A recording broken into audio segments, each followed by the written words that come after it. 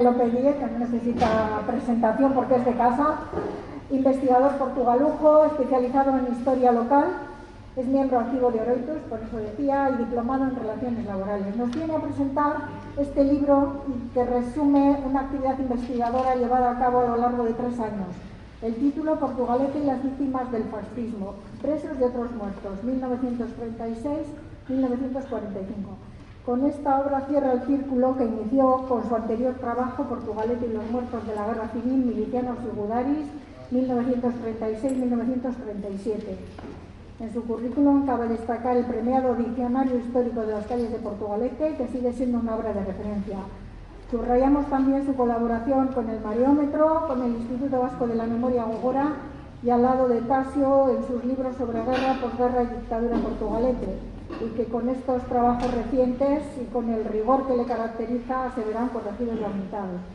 Dejamos algo para el final, donde habrá ocasión de hacer preguntas o comentarios, adquirir el libro y llevárselo calentito con la dedicatoria del autor. Adelante, José Manuel.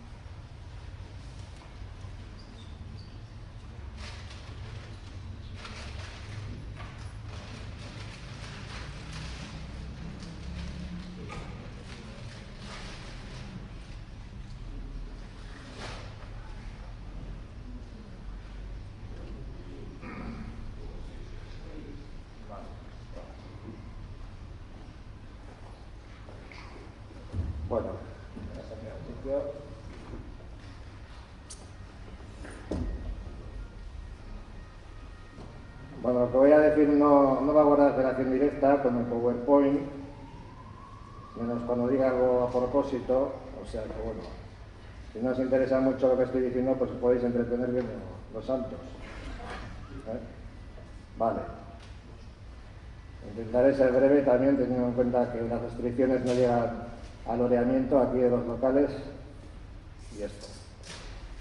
Bueno, como dije cuando presenté Portugalete y los muertos de la Guerra Civil, Milicianos y Gudaris 1936-1937, que es el libro anterior y que se publicó hace 3 años, aquello era solo la primera parte de una investigación que debía seguir con otras víctimas del fascismo, principalmente las de los consejos de guerra y las prisiones, y los civiles que sucumbieron a los bombardeos, pero también los paseados, los desaparecidos y los muertos en los frentes desde 1937 hasta 1945. Cuando digo frentes me refiero tanto a los de la Guerra Civil como a los de la Segunda Guerra Mundial, que por lo menos hasta donde sabemos pues no eran tantos. Como esta tarea era tan complicada o más que la anterior, la dejé para otra publicación, que es la que hoy presentamos. Bueno, yo pensaba que iba a ser más fácil que la anterior, pero en eso me equivocaba totalmente. No solamente ha sido más complicada, sino que, bueno, en fin, esto lo empieza uno y no lo termina. Y lo hacemos gracias al convenio suscrito en 2021 entre el Ayuntamiento de Portugalete y Oroitus Cultura Elkartea para la recuperación de la memoria histórica en la villa. Así que mis primeros agradecimientos son para el consistorio parrillero, que nos ha permitido financiar la edición del libro, o por lo menos así lo esperamos, ¿no?, dentro del convenio regulador que supuestamente renovaremos pues este año. Vale. Ninguno de los trabajos mencionados es definitivo, como os he dicho. Menos aún si se tienen en cuenta todas las víctimas indirectas que causaron los franquistas. Me refiero a casos pues que algunos conoceréis ya, como el de Ruperto Adán Garrido, que murió fuera de la cárcel a consecuencia de una tuberculosis contraída en ella, o el de Segundo de Palacio Ortiz, que no soportó los reveses laborales y personales que le acarreó el fascismo. Bueno, los testimonios familiares que explican muertes semejantes son dignos de confianza, pero la complicación que supone buscar y documentar casos análogos hubiera alargado la investigación hasta hacerlo interminable, como os he dicho antes. De todas formas, como excepción a esta regla, en el libro he incluido, por ejemplo, a un refugiado llamado Vicente Alonso Calzada, que venía de Trubia, por más señas, y que sufrió un infarto al oír la sirena anunciadora del bombardeo. Como le sucedió prácticamente al mismo tiempo de producirse el sonido de la sirena, y conociendo además de primera mano por testimonios familiares y otros el verdadero terror y pánico que producían estas sirenas en la población, pues me ha parecido pertinente incluirlo. Pero es el único caso que he encontrado. Vale. Tampoco aparecen otros nombres que seguramente algunos echarán en falta, como son los de Teodoro Andrés Cubillo, Esteban Gutiérrez Urcullu e Ignacio Unzo Gonzaga Trincada, tristemente famosos por ser los últimos ejecutados con garrote vil en el Estado español. La faceta de escarmiento político que tuvieron estos asesinatos legales es notoria desde que la Gaceta del Norte la publicó el 31 de agosto de 1940, ya que Teodoro y Esteban habían sido milicianos. Sin embargo, he preferido atenerme a la sentencia, que solo les condenó por robo con homicidio. Bueno, esto lo puedo quizás explicar un poco más. Respecto a lo del escarmiento político, es curioso que normalmente en las sentencias, por lo menos en las que yo he visto, sí se suele decir abiertamente pues que los antecedentes políticos de los ejecutados pesan bastante en la sentencia, pero la misma sentencia es solo una parte, aunque sea la más importante para el investigador quizás, de algo más grande que es el sumario. Yo no he tenido acceso a todo el sumario, sí me consta que en estos tres casos, los de Teodoro, Esteban e Ignacio, se pidieron antecedentes políticos sociales al ayuntamiento, pero resulta que solamente Teodoro y Esteban habían sido milicianos. Ignacio, por los testimonios también que conozco, pues parece que no estaba tan politizado como los otros, suponiendo que lo estuvieran. De hecho, creo que en la base de datos de Gogora han llegado a quitar a Ignacio, me parece.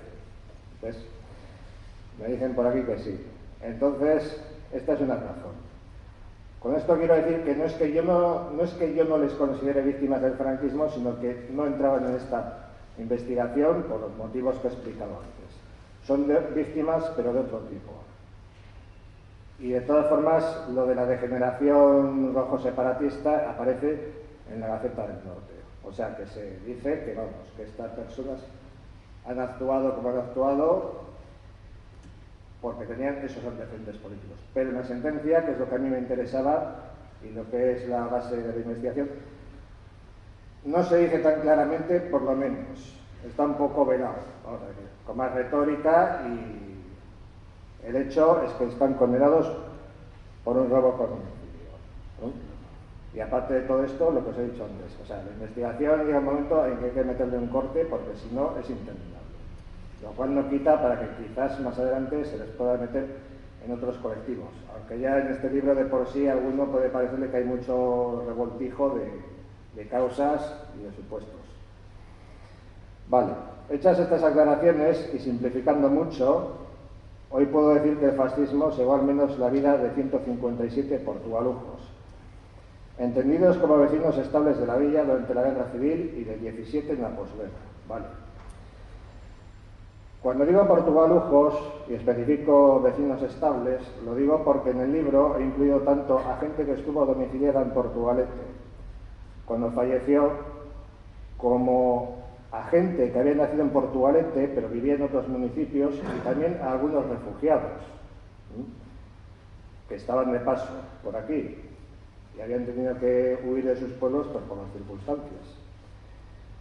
Entonces, los que más nos interesan son, como digo, los que estaban domiciliados de una forma más o menos estable, porque hay que tener en cuenta que la mayoría de los que aparecen aquí son obreros o empleados que, como la mayoría de la época, vivían de alquiler. Y el hecho de que vivieran aquí en el mismo momento en que fallecieron tampoco puede significar en muchos casos que llevaran toda la vida, como se suele pensar. Entonces el criterio básico ha sido ese.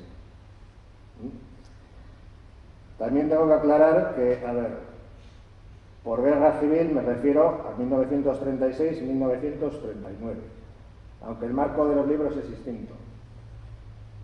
Al principio hizo un libro sobre los milicianos y gudaris muertos entre 1936 y 1937 porque no tenía datos sobre otros soldados o milicianos de Portugalete que hubieran fallecido después de que los franquistas entraban en la villa, es decir, que habían peleado en otros frentes del Estado español.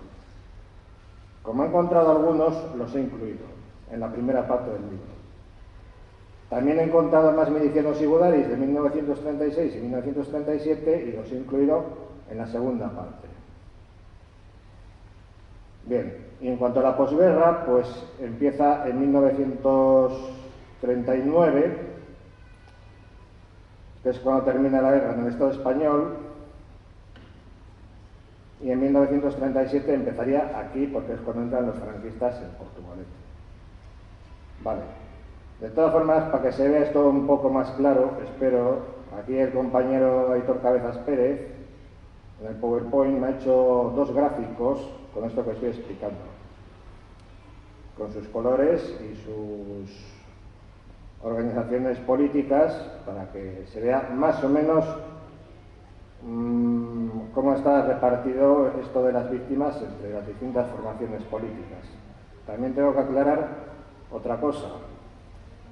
Yo no soy historiador y tampoco tengo todos los conocimientos ni todo el tiempo del mundo, bastante le dedico a esto.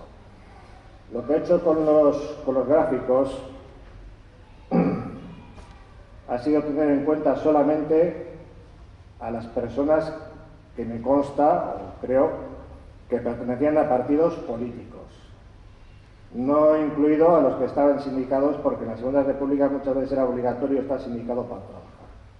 Entonces me ha parecido más fiable referirme al tema de los partidos políticos.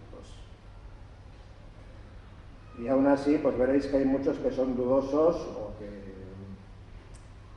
me es imposible clasificarlos, porque no solamente porque no sepa a qué partido pertenecía, sino porque incluso la misma documentación se contradice. Hay casos, por ejemplo, de gente que en el año 36 aparece siendo militante del Partido Comunista y a la hora de la muerte resulta que Acción Nacionalista Vasca les incluye entre los suyos.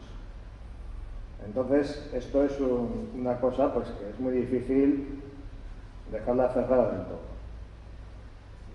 Bueno, pues hablando del marco cronológico, como digo, el final ha sido más fácil de definir, porque el último fusilamiento de un portugalujo durante el franquismo, por lo menos que sepamos, se produjo en 1949. Y esta fecha, no sé si es por casualidad o qué, coincide prácticamente con el fin de lo que se ha llamado los años de plomo de la posguerra, que además es el subtítulo de una obra colectiva muy autorizada y esclarecedora que se titula La Gran Represión, que está publicada en 2009 y está disponible en la Biblioteca de Portugalete. Bueno, cuando escribí estas palabras que os estoy leyendo, no hacía mucho que lo había leído y me pareció un libro interesante y asequible para todo el mundo, por eso lo menciono. Pero claro, la bibliografía es muy amplia y no para de crecer. Se podrían mencionar muchos más títulos, por ejemplo, el libro sobre los campos de concentración de Antonio Hernández Miguel, que ese ya es un tocho, hablando en plata, pero sigue siendo muy interesante. Simplemente me parece que, bueno, es adecuado, ¿no?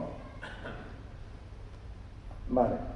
Por cierto que esta fecha coincide con la del fusilamiento, como digo, de uno de los casos que os he contado antes, que es el de alguien que había nacido en Portugalete, hasta los años 40, vivió en el mismo barrio en que nació, en Áfeta, se trasladó por las circunstancias que fueran a Barcelona y allí le fusilaron, ¿no? Es Andrés Antonio Medallo Burgos.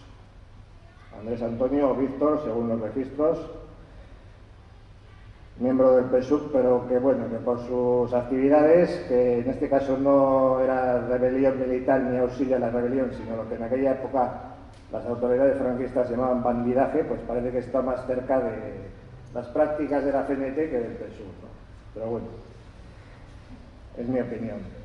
Vale, otro tipo de dificultades son las que ha planteado la obtención de documentos y su contenido.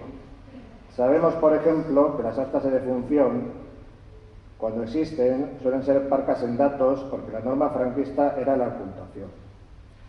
Bueno, esta es una dificultad a la que estamos acostumbrados. Podría poneros el ejemplo pues, de los ejecutados en Bilbao, o mejor dicho, los ejecutados en el cementerio de Derio y en la cárcel de la Reinaga, que están inscritos en el registro civil de Bilbao porque los dos recintos pertenecen al municipio, que en algunos casos, bueno, casi en la mayoría de ellos, solamente consta el nombre, la fecha de función y todo lo demás son rayas. No dice ni que han muerto, ni dónde están enterrados, ni nada de nada. Exceptuando algunos casos que recuerde al final, que sí se detalla, no sé por qué motivo, que están enterrados en Derio. Vale. Lo que ya no es de recibo, hablando de este tema, es la negativa sistemática de ciertos registros civiles a proporcionar estas actas, alegando que no atienden esas solicitudes. Bueno, esto puede parecer una queja un poco, vamos a decir, pijotera de investigador o de historiador aficionado, pero cuando uno se encuentra constantemente este tipo de trabas, pues al final tiene que ponerlo. Me voy a abstener de decir los nombres de los registros civiles, aunque los que están en el ajo ya lo saben, porque casi siempre son los mismos, y también tengo que decir que no es el caso de la mayoría, por suerte, pero da la casualidad de que esos registros civiles que, como digo, suelen fallar, son muy importantes para esto. Bien. Esto es lo que pasa cuando se promulga una ley de memoria histórica y no se ponen los medios para cumplirla. Ley de memoria histórica cuando escribí esto. Actualmente parece que está en trámites una ley de memoria democrática que vendría a sustituirla o por lo menos a completarla. Y tengo que decir también que en el periodo de alegaciones a esta ley de memoria democrática ha habido un colectivo de archiveros estatales que han planteado, no sé si son exactamente alegaciones o enmiendas, y entre ellas mencionaban que se multase a los que por sistema y sin motivo prohíben el acceso a este tipo de documentos. Y no me vale a mí personalmente que me hablen ni de ley de protección de datos, ni de nada, y mucho menos en estos tiempos en los que, hablando mal, saben hasta la marca de nuestros calzoncillos. Porque esta es una de las contestaciones típicas que uno se encuentra. Bien. Excluyo de esta crítica, como siempre, al Registro Civil de Portugalete, a quien agradezco su extraordinaria colaboración, por lo menos conmigo, y yo no tengo ninguna queja en ese sentido, ni de este registro, que es el que más uso, ni de otros, como ya digo. Pero tengo que mencionar expresamente el de Portugalete. Bien. Siguiendo con los registros civiles, también resultan problemáticas las inscripciones tardías de caídos en los frentes por los errores que éstas suelen contener. Bueno, estos errores, como digo, se producen pues, desde la posguerra, que es cuando empiezan las inscripciones tardías. Me estoy refiriendo a la gente que ha fallecido durante la guerra civil, es decir, entre el 36 y el 39, y luego resulta que su muerte no está inscrita en el registro civil correspondiente hasta años después. Por diversos motivos. Puede ser la autoridad militar, puede ser por interés de los familiares que tratan de cobrar alguna pensión, me estoy refiriendo tanto a los de un bando como de otro, pero bueno. Son curiosas algunas de las que se practicaron a finales de los 70 y en la primera mitad de los 80, después de que el gobierno español decretase la concesión de pensiones a los familiares de todos los fallecidos en la guerra civil. Bien, aquí tengo un par de casos que me han llamado la atención. Por ejemplo, la de Francisco Irureta Zamora, que también aparece en la base de datos de Gogora, lo localicé allí además. Oficialmente fallecido en Ochandi en 1937 y aparentemente en Brasil en 1974. O la de Ceferino Marciarena Recondo, que tardé 6 meses en aclarar parcialmente. Bueno, no me voy a extender mucho con este caso, porque realmente lo he incluido por el mero hecho de recoger todos los nombres que aparecen inscritos en el Registro Civil de Portugalete, aunque no tengan nada que ver, ¿no? Pero bueno, Este es un caso flagrante porque, bueno, a la hora de hacer este tipo de inscripciones tardías, como digo, parece ser que por lo menos se necesitaba que dos testigos testificaran, o sea, afirmaran que las circunstancias de la muerte eran las que decía el que incoaba el expediente, previo a la inscripción de la defunción. Entonces esta persona se dice que falleció en un bombardeo en Portugalete y hay gente que afirma que ha visto que le enterraban en el cementerio en una fosa común. Si uno acude aquí a los documentos ve que esto no es verdad.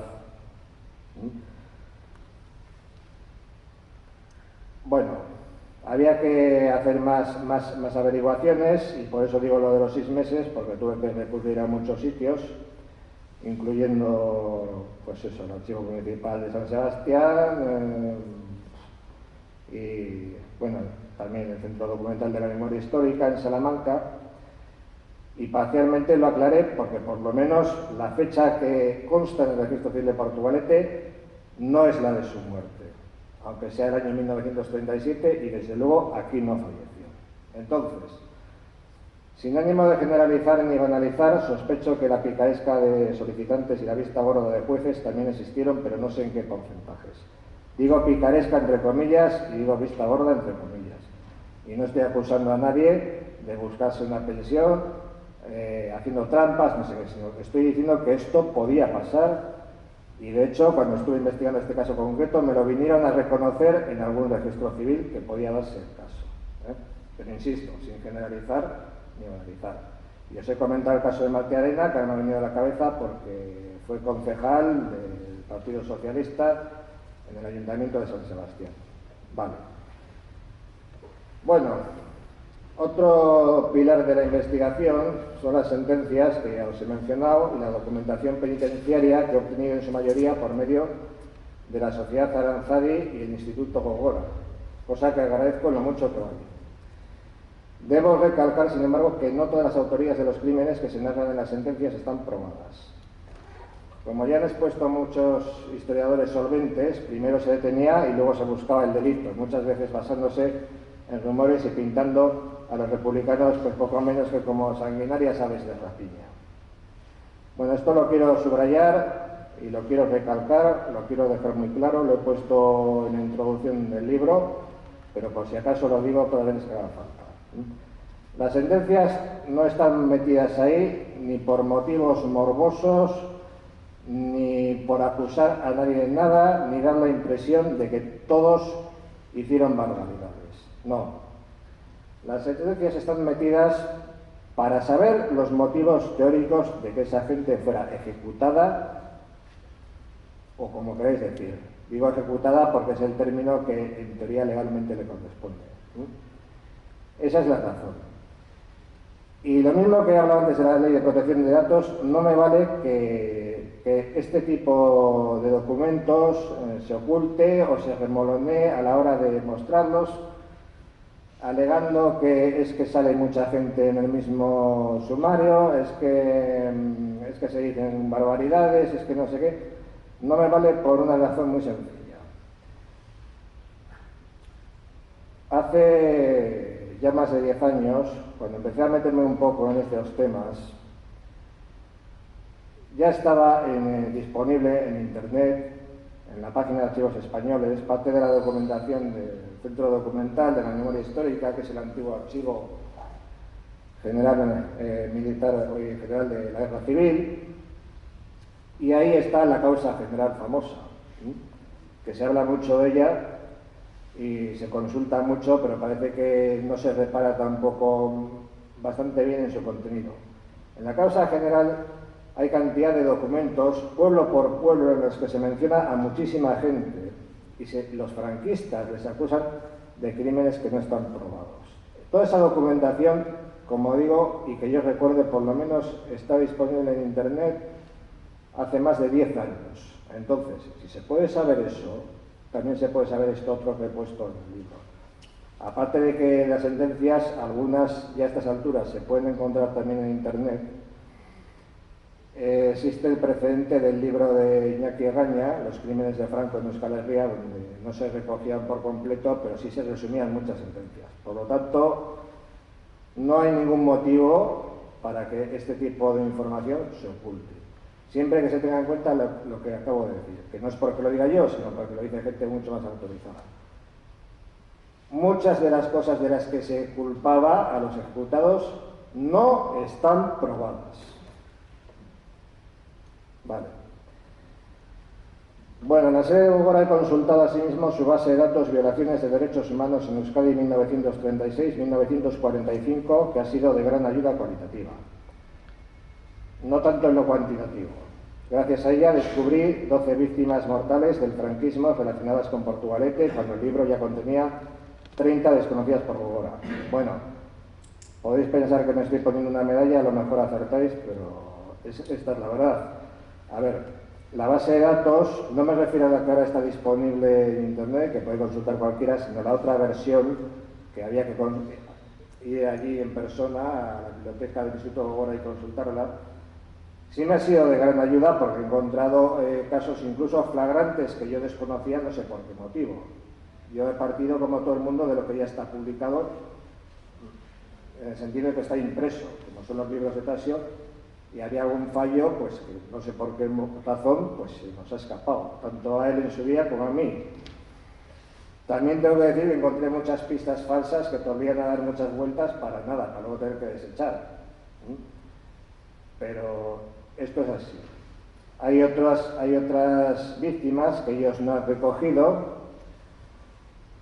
No les estoy acusando ni mucho menos de que sean incompetentes ni nada de eso, entre otras cosas porque tienen gente mucho más preparada que yo para hacer este tipo de trabajos. Lo digo como reivindicación del trabajo que hacen las asociaciones memorialistas de pueblo, vamos a decir. Quiero decir que Gogora puede ser un poco como una especie de gran maquinaria o de excavadora, ¿no?, que puede remover mucho, y nosotros, los que estamos un poco en la base, pues somos los que vamos con la pala y la carretilla y cogiendo de aquí y de allá, a donde no llega la maquinaria porque no entra o porque no le da tiempo, el motivo que sea. O sea, todo este trabajo no podría salir adelante si no fuera por la cantidad de personas que de forma desinteresada está investigando, y no solo investigando, sino que está compartiendo los frutos de esa investigación. Bueno, en cuanto a la afiliación política de las personas aquí recogidas, no varía en lo sustancial respecto al libro anterior. No soy muy amigo de meterme en cifras con este tema, por lo que digo, también por una cuestión de falta de formación académica y porque yo soy de letras, Así que si lo digo de esta forma, no es en plan, vamos a decir, despectivo hacia las formaciones minoritarias, sino porque creo que es más fácil que se quede la gente con el dato. De todas formas, ya os digo que por ahí está el gráfico, si no ha salido ya. Vale. Entonces, aunque hay un par de republicanos me refiero a los que pertenecían a un partido pues, que llevan la palabra republicano en el nombre, Unión Republicana y Izquierda Republicana, ¿no? Algunos anarquistas, aquí no hay dudas porque eran todos de la Confederación Nacional del Trabajo, y varios abertzales. Aquí meto tanto a los del Partido Nacionalista Vasco como a los de Acción Nacionalista Vasca, sabiendo que los abertzales del Partido Nacionalista Vasco son de derechas y los abertzales de Acción Nacionalista Vasca, si no son de izquierdas, pues por lo menos son progresistas. Bien. El fascismo se cebó con comunistas y socialistas. Sobre todo se persiguió a quienes pertenecieron al batallón Malatesta y a los acusados de participar en las muertes de presos franquistas. Particularmente en la de Sisebuto Santidrián, el sargento de la Guardia Civil que fue jefe de la Policía Municipal durante el bienio. Bueno, esto es una cosa que se desprende de la simple lectura de las sentencias, como os he dicho, ¿no? Hay mucha... Se ve que hay una manía especial con los del Malatesta, porque creo que fueron de los últimos que evacuaron de aquí y, bueno, en fin, entre sus hazañas, entre comillas, pues tienen lo de la quema de la iglesia de las Arenas, ¿no? La de los Mercedes, no la de ahora, sino la anterior. Y luego, pues lo que acabo de decir, las muertes de presos franquistas, me refiero a los que estaban en los barcos prisión, ya sabéis, los famosos Cabo Quilates y Altunamendi, que estaban respectivamente en las dársenas de Aspe, en Erandio y de Porto, en Baracaldo, pero sobre todo los que acusados de participar en la muerte de Sisebuto Santillán. Bueno, aquí voy a hacer también una puntualización interesante, porque sí toca a personajes de Portugalete, no como el caso de Martí Arena, que os he dicho. Y es que cuando Tasio hizo el libro, el primero me parece, sí, no, el segundo, y habló del caso de Guillermo Curiel, que fue también, aquí está el gráfico que os he dicho, habló del caso de Guillermo Curiel, que fue jefe de la Policía Municipal también durante la República. Hizo una investigación muy interesante, porque por lo menos nos quedó claro, pues eso, que lo que se comentaba acerca de su muerte, aunque no existieran testigos directos, era cierto en el sentido de que Curiel había sido pues prácticamente torturado en público antes de que le mataran. Bueno, como yo tenía interés desde el principio en profundizar dentro de, bueno, lo que es una cosa más o menos resumida, con el tema de las sentencias, tuve la suerte de que precisamente la de Curiel fue una de las primeras que encontré, no porque la consiguiera, sino porque me venía dentro del expediente penitenciario. Entonces, ahí se decían dos cosas interesantes. Una, que el día que fusilaron a Curiel en el cementerio de Portugalete, Curiel había sido sacado de la cárcel de la Reina, que acabáis de ver en Los Santos, por orden del delegado provincial de Orden Público de Vizcaya.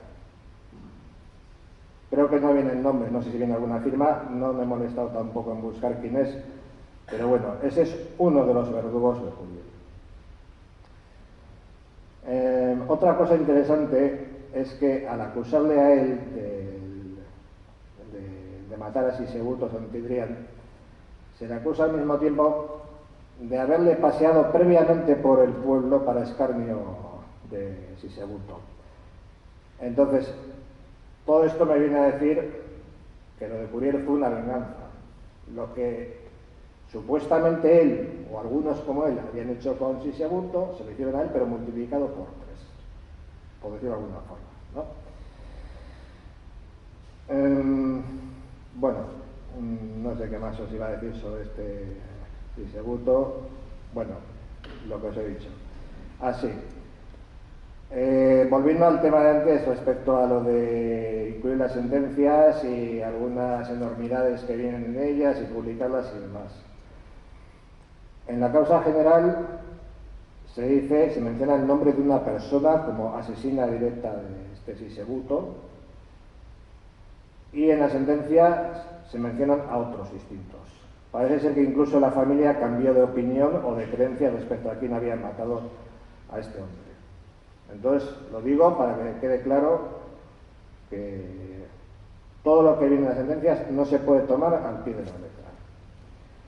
Bueno, entre los ejecutados hay una minoría que me parece interesante y de la que no suele hablarse, tal vez porque contradice hasta cierto punto la idea de que la revolución social no llegó a Vascongadas o Euskadi durante la guerra civil. Estos son los obreros que, según los franquistas, se distinguieron en el control de las fábricas en las que trabajaban en la fabricación de material de guerra.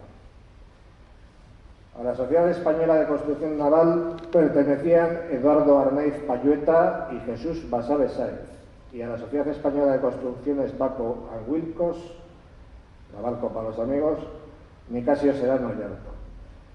Bueno, igual aquí voy un poco más lejos de lo debido al hablar de revolución social, pero bueno, si resulta que todas estas fábricas tenían un consejo de administración, una dirección, típico en la organización de las empresas capitalistas, llega la guerra civil,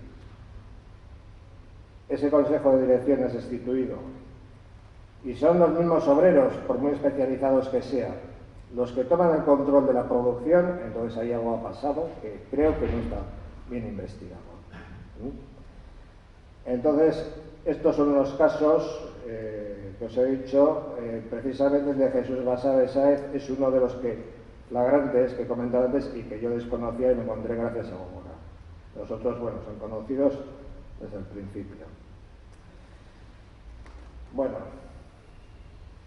voy acabando, aunque me parece que al final me he quedado un poco corto porque quedan todavía diapositivas por pasar, pero bueno, es igual. Vale, entonces, llegado a este extremo, el siguiente paso de esta investigación pues podría ser, por decir algo, los muertos causados por los antifascistas. Muertos entre los cuales hay más matices y dudas de lo que se piensa. Decir esto pues puede dar la impresión como de que uno, a pesar de lo que dice, pues anda buscando demostrar que en los dos bandos se cometieron barbaridades, y no es así. Me parece que he intentado explicarlo antes. Lo digo porque, a ver, normalmente se suele pensar que todos los muertos de un bando están convencidos o son adeptos extremos, y no es así. En el caso de los franquistas, por lo que llevo visto hasta ahora, no voy a decir ni mucho menos que la mayoría fueran obligados o fueran rojos embozados, como se quiera llamar, pero sí hay casos que dan que pensar.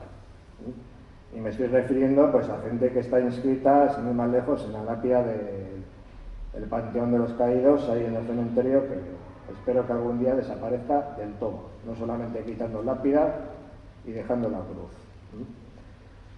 Bueno, otra opción podía ser los de bando desconocido, aunque estos no llenarían un libro. Bueno, esto me ha dado bastante pena que se haya quedado fuera, pero las investigaciones pues tienen que tener un límite y hay que ser bastante riguroso, por lo que os he dicho antes, entre otras razones, pues porque si no, no terminaríamos nunca, y lo que interesa es publicar las cosas para que se difundan y para que toda la gente que esté interesada pues tome nota, lo lea o lo critique, lo rechace o lo que sea.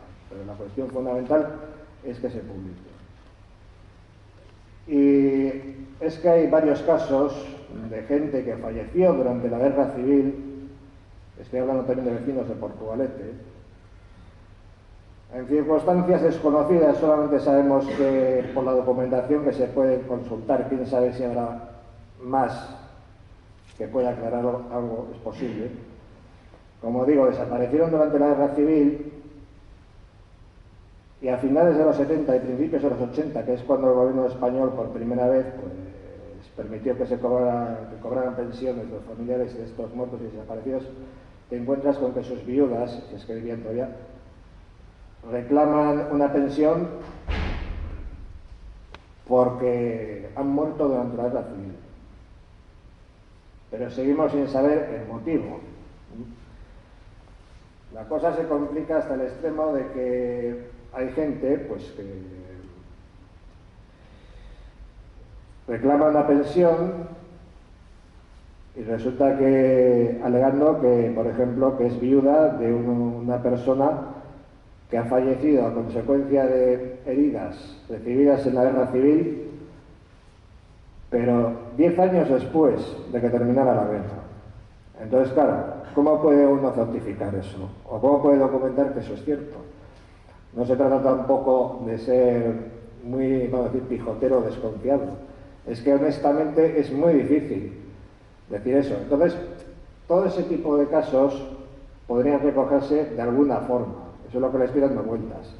Y lo que he comentado antes de la gente que murió por razones, por causas indirectas, por ejemplo, los que contrajeron algún tipo de enfermedad en la cárcel y luego fallecieron en casa. Bueno, en general he sabido que, sobre todo a partir de determinada época, las autoridades franquistas tenían cierta prisa en vaciar, entre comillas, ojo, o aligerar un poco las cárceles franquistas, pues por distintos motivos, que podían ser de tipo sanitario, de tipo político, etc. Entonces, este tipo de casos de gente que fallece poco después de ser escarcelado, es decir, normalmente por enfermedades pues, carenciales típicas de la época, como puede ser la tuberculosis, también serían dignos de ser recogidos de alguna forma, porque además de la casualidad de que muchos de ellos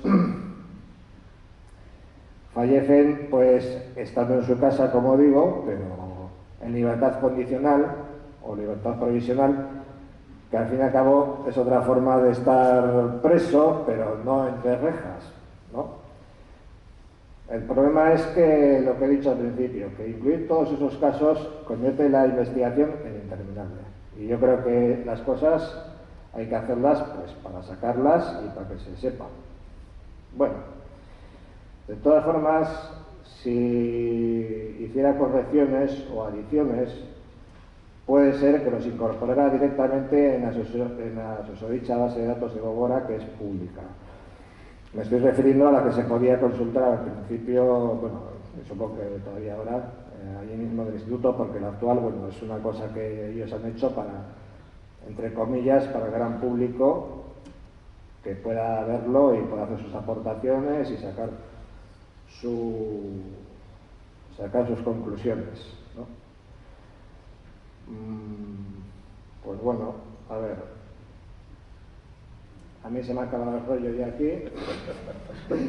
Entonces, a ver, quedan unas cuantas diapositivas por pasar.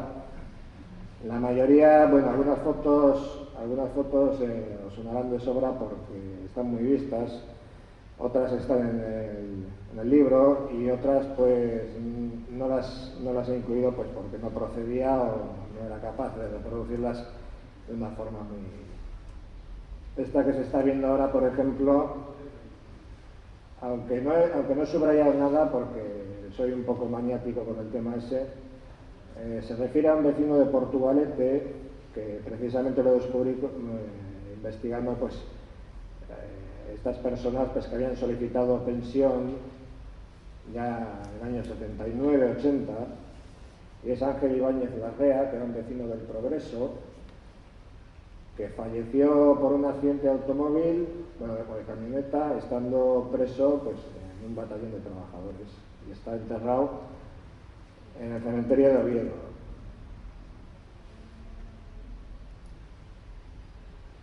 Lo más llamativo de este caso pues, es que dice pues esto, ¿no? que los féretros estaban cubiertos materialmente de columnas de luz de las que pendían cintas con los colores de la gloriosa... no se oye. Vale. Eso. De las que pendían cintas con los colores de la gloriosa insignia rojo y gualda, en las que figuraban expresivas dedicatorias. Hay otro caso también de otro de Portugalete que murió estando en un batallón de trabajadores y efectivamente pone que se le enterró con todos los honores. No sé a qué se refiere con eso, ¿no?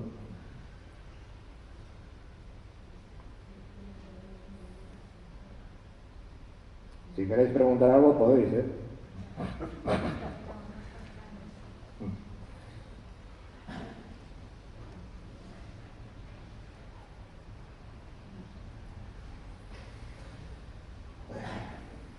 Bueno, vamos a hacer un poco de tiempo, por lo menos hasta las 8. A ver, este es José Iriondo, otro vecino de Repélega, o casi, de Villanueva. Esta foto es de crío porque este es uno de los que fueron en las expediciones a la URSS y se hizo voluntario del Ejército Rojo, me refiero al Ejército Soviético, y falleció allí en un frente, ahora mismo no recuerdo cuál es.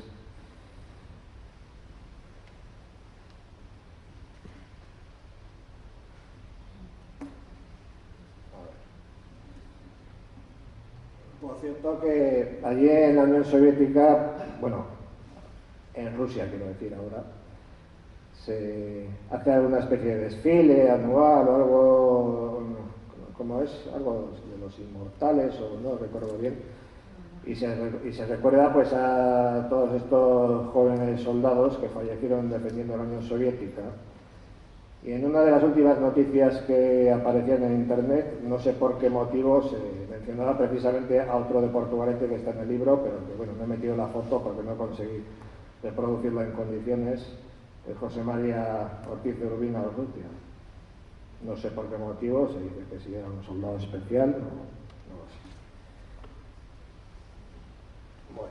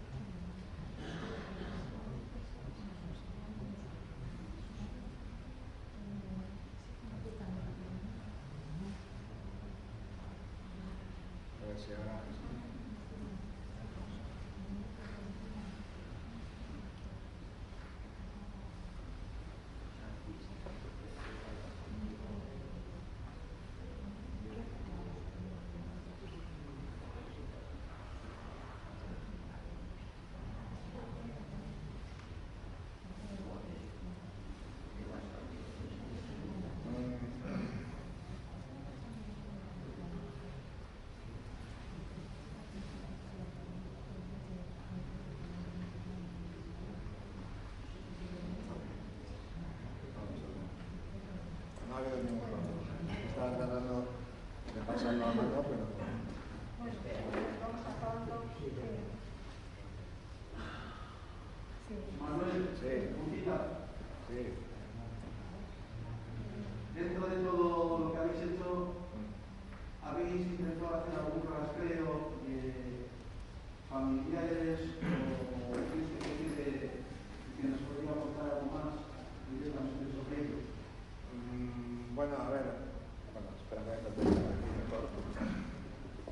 A ver, yo en el libro he mencionado algún familiar, pero reconozco que directamente no he tratado con ellos. O sea, lo he incluido porque me parecía que quedaba mejor decir que tal dato procede de un familiar, porque lo sé, porque me consta, que no decir, lo he sacado de, porque me lo ha dicho el Instituto Gogora o no sé qué, no sé cuántos. A ver, si por ejemplo es referido pues a un padre y sé que procede de un hijo, aunque no le mencione expresamente, pues lo he dejado así. En lo que toca aquí a descendientes, no, porque ya tengo bastante con buscarles en los papeles. O sea, es que esto... Aquí en la sala hay un experto en eso, pero no le voy a mencionar para no ponerle un aprieto. No, es bastante difícil. De hecho, cuando se hizo el homenaje a los funcionarios represaliados, tanto por la República como por el franquismo, pues ya se estuvo buscando y costó bastante encontrarles. Porque claro, es que, a ver, si es que han pasado, claro, todos estos años. O sea, seguramente, a ver, ese es otro de los motivos por los que conviene publicar estas cosas, porque hay gente que lo lee y luego se te acerca y te dice, coño, pues ya he sacado a tal o a cual, ¿no? Pues mira, no. Y siempre puedes saber algo más, pero es que tratar de, no sé cómo decirte, abarcarlo todo desde el principio, imposible, y menos para una persona sola. O sea, por mucho tiempo de que dispongas. Es que ya más es imposible. Sí, es muy complicado. Realmente luego hacer ese rastreo es complicadísimo.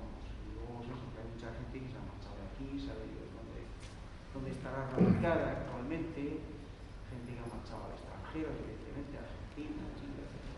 A ver, Es complicado. Y luego la cantidad de familiares que tampoco sabes cómo te van a responder o reaccionar. Eso es otro. Cuidado, porque en muchos casos no sería la primera vez que contactas con un familiar y te encuentras con un rechazo. No quieren hablar de ello. No quieren hablar de ello, o bueno, hay gente que te lo dice de buenos modales y hay otros que no te lo dicen con buenos modales. Entonces, ese aspecto de la búsqueda de los familiares, como bien ha dicho antes José, es realmente complicado. Es muy complicado.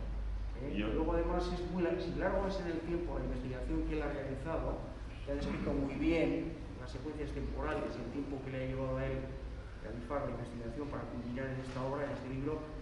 Realmente si añadimos el tema de la búsqueda de los familiares y todo esto, pues ya estamos metiendo muchos años.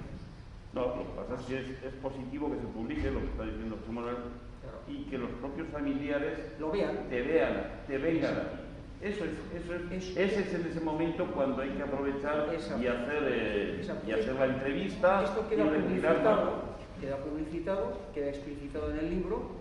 Entonces, aquel realmente de esos familiares que tenga interés, que quiera, sin que se vea forzado, pueda acudir a nosotros, a los investigadores, o a los grupos memorialistas, y entonces pueda aportar aquellos datos que tenga bien aportar, ¿no? Sí, es que además, bueno, a ver, yo también soy consciente, pues bueno, en fin, nosotros tenemos una subvención del ayuntamiento por medio de un convenio, como he comentado al principio, pero bueno, tampoco podemos dedicar todo el dinero a publicaciones. Entonces, lo que sacamos está dentro de nuestras posibilidades. Quizás para el tipo de víctimas que son, no es la presentación más digna desde el punto de vista editorial, pero es que no podemos hacerlo de otra forma. Y aparte yo soy partidario, pues eso, de que se hagan las cosas para ponerlas a un precio, vamos a decir, popular, entre comillas, como se decía antiguamente. Porque lo que me interesa, yo digo, es que las cosas se difundan. Y sobre todo no caer en el error muy típico ahora de pensar de que todo el mundo tiene internet y todo el mundo entra en internet y todo está en internet. Pues no, señor. No porque, a ver, el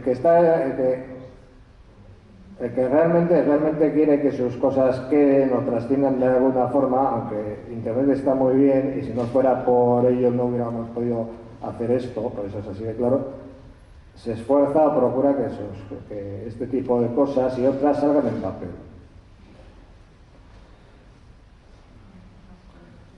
Y luego, pues, bueno, lo que he dicho, o sea, a ver, el tema de, por ejemplo, de los muertos en el frente, ni mucho menos está acabado lo que toca Portugalete. A mí se me ha quedado de tintero, pues, por lo menos media docena de personas que no puedo decir que hayan fallecido en el frente, aunque parece posible. Pero no me he atrevido a meterlo porque es que no tengo tampoco elementos de juicio, vamos a decir. Hace poco leí, no sé, leí o oí, no sé, alguien me parece que era del archivo de Salamanca, o no sé dónde, que reconocía que mucha gente se dirigía a ellos preguntando por gente desaparecida, pero que no eran capaces de darles una respuesta, no solo por falta de medios, de personal, que es lo típico, no solo de los archivos y de los registros, sino de muchos trabajos, o casi todos en este país, de democracia plena. Es que ni siquiera saben si lo tienen, porque no está catalogado. O si está catalogado, no está de forma que se pueda hacer ese tipo de búsquedas.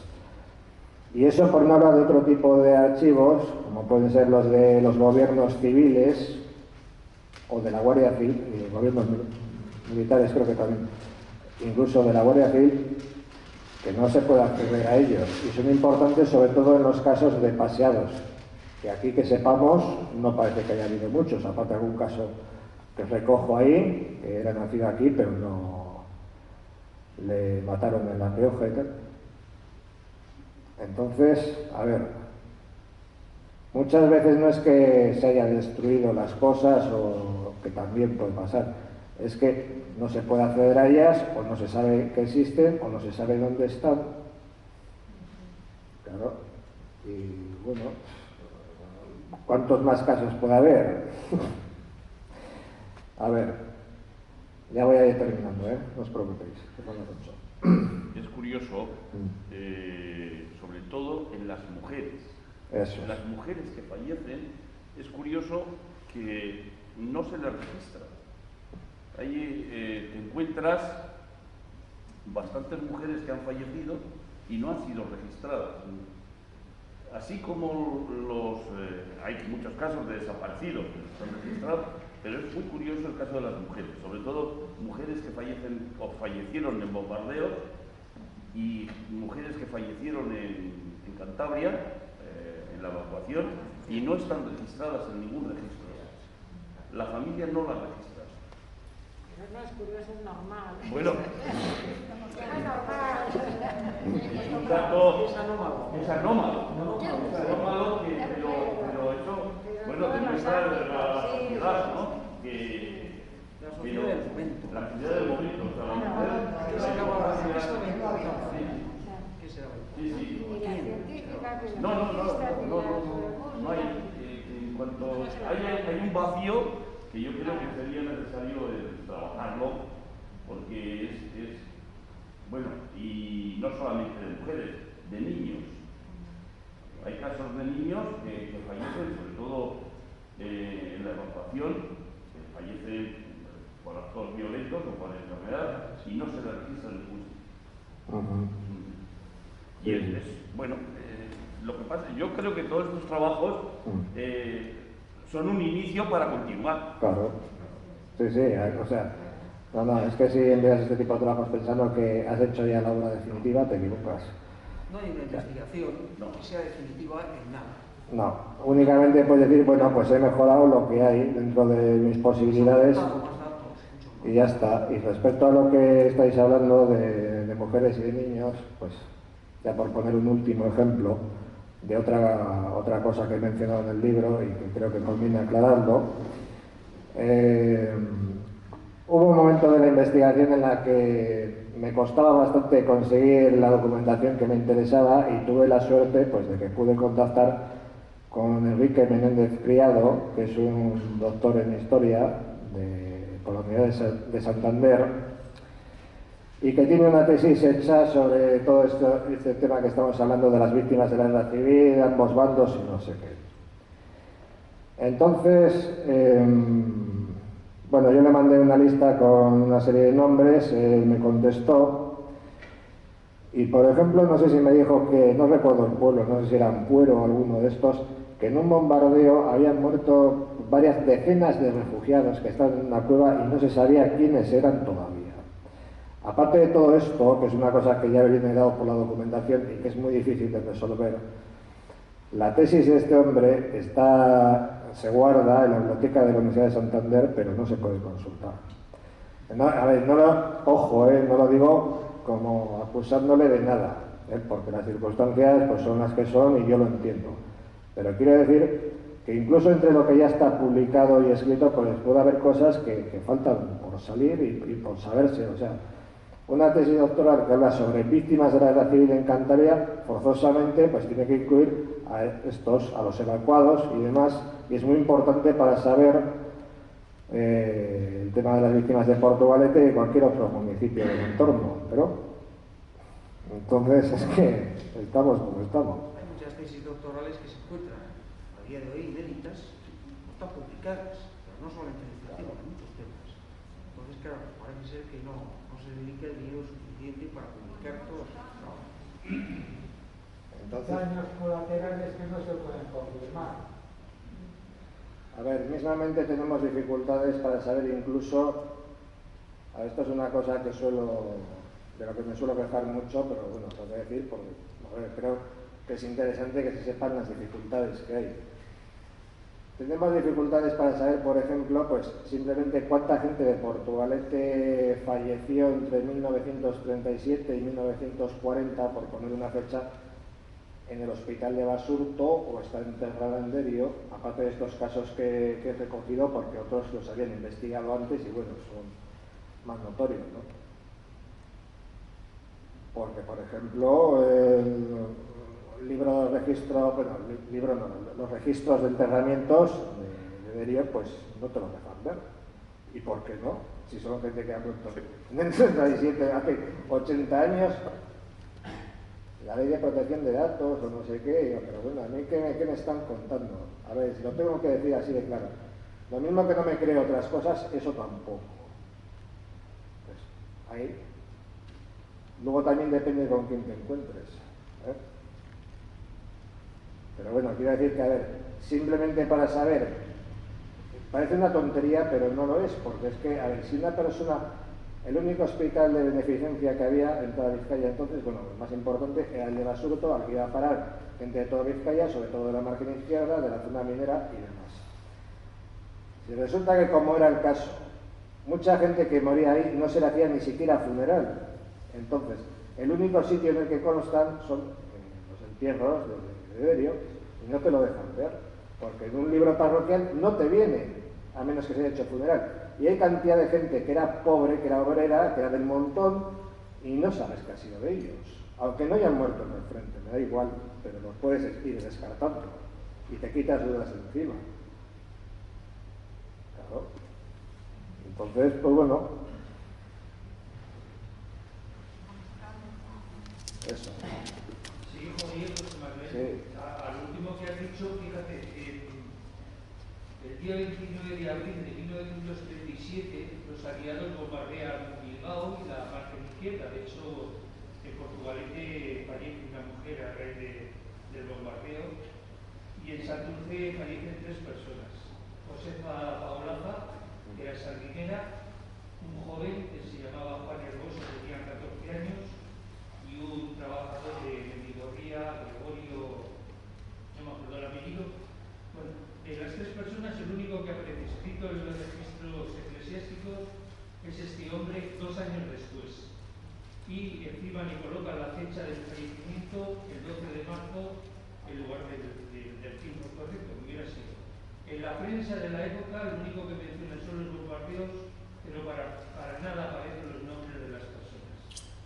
De Josefa Paolaza y de Juan Hermoso, por más que estamos investigando en todos los archivos, no aparecen por ningún sitio. No sabemos si están enterrados en Santurce, registrados no están. Sabemos que murieron en los hospitales militares que había en San Juan de Dios. Pero ¿qué pasó con sus cuerpos y quién los registró? Nada, ni idea. Desaparecieron. Bueno. De Juan Hermoso, la familia que hemos intentado consultar, los mayores, en general 60 y tantos, dicen algunos que en casa le escuchaban y un hermano de su padre debía de haber muerto en Santurce por una bomba. Y no sacamos más informaciones. O sea que estamos hablando del 87, de cosas de familia y tal. Es verdad que hay unas dificultades terribles a la hora de intentar rellenar esos huecos de los que desgraciadamente murieron en la guerra. Sí, sí. No, es que está claro. Además, hombre, ¿qué puedes decir para tratar de explicarte esa situación? Bueno, pues lo que digo yo siempre, ¿no? Es un poco tópico, pero es que la guerra, por definición, es un caos. Entonces, organizar aquello, pues, con todas las incertidumbres y todo el canguelo y todos los miedos y todas las carencias que hay, pues es muy difícil. Entonces, pues eso es lo que pasa. Hay un caso, y ya con eso termino, ya que has mencionado de bombardeos, que está recogido en el libro, de una persona pues que era guipuzcoana y me inscribieron en el año 80 precisamente por el motivo este comentado, el tema de que alguien, un familiar, quería cobrar probablemente una pensión. Entonces, a mí ese nombre no me sonaba de nada. En el tema de los refugiados hemos avanzado muchísimo, pues porque se ha publicado documentación en DocuClick, y de conocer apenas una docena, pues ahora pues sabemos el nombre de unos 2000. A pesar de todo, pues esa persona no me sonaba. Bueno, la cuestión es que teóricamente había muerto en un bombardeo. Yo lo busqué en el libro Registro de Enterramientos de Portugalete y efectivamente sí venía. Pero como causa de defunción me ponía ataque. ¿A qué tipo de ataque? Claro. a qué tipo de ataque se refiere, porque los demás están por lesiones, todos los bombardeados. Bueno, yo por si acaso lo he puesto. Pero, o sea, con eso os quiero decir que, a ver, que hay que hilar muy fino y que es posible que no siempre aciertes. Pero bueno, ya me doy por satisfecho. Solo una cosita. Sí. La lista de la RINOA, el trabajo específico de un vecino de Alonso Tegui, Sí. descubrir que en limpias, en una fosa común, hay un listado de tantos enterrados de batallones. El trabajo para el bombardeo de afuera tiene que ser algo oficial, algo de institución, o hay que pedir la subvención y entonces informes jurídicamente. No, en serio lo digo, porque los registros tanto de iglesias. No, a ver, igual me he explicado. Igual me he explicado mal. Que, a ver, lo de Ampuero, lo primero que no recuerdo si era en Ampuero, sé que era en Cantabria. Y este me dijo que eran refugiados, pero no me dijo que eran todos de Portugalete, ojo. Ojo. O sea que... Y ya que has mencionado lo de la lista de la Reinoa, que la he revisado varias veces, pues sí. He encontrado una persona que tenía relación con Portugalete, pero muy vagamente, porque sí, estuvo refugiada aquí. Pero estuvo refugiada, pues, unos cuantos meses antes de morir. Si este hombre murió en julio, finales de julio, finales de agosto, y era un refugiado que procedía de Guipúzcoa, pues no se le puede contabilizar como portualujo ocasional, ni siquiera, porque ya para esas fechas la mujer y las hijas se habrían desplazado a otro sitio.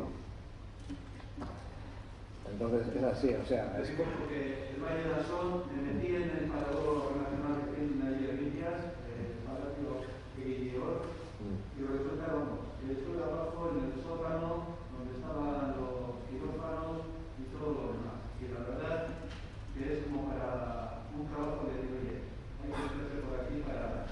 Pero lo veo más complicado. Pues eso. Así que tampoco queda trabajo, también. Lo dicho.